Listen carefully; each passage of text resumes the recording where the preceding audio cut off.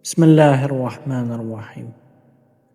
Cəmiyyətdə normal və sağlam ictimai əlaqələrin bərqərar olunması üçün hər bir şəxsin bir sıra müsbət xüsusiyyətlərə yiyələnməsi və mənfi xüsusiyyətlərdən çəkinməsi zəruri bir haldır.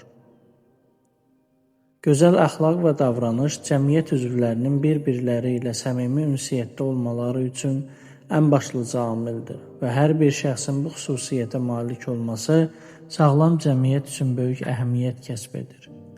Cəmiyyətdə gözəl əxlaq nümayiş etdirmək və insanlarla gözəl davranmaq bir çox müsbət nəticələr verir.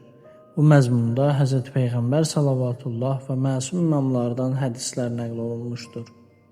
Hz. Peyğəmbər salavatullah buyurur: gözəl əxlaq ruzinin artmasına səbəb olur. İmam Əli əleyhissalam buyurur: günəş dərini qurutduğu kimi gözəl rəftar da səhv və günahları qurudub aradan aparır. Sirkə balı xarab etdiyi kimi kobud rəftar da əməlləri məhv edir.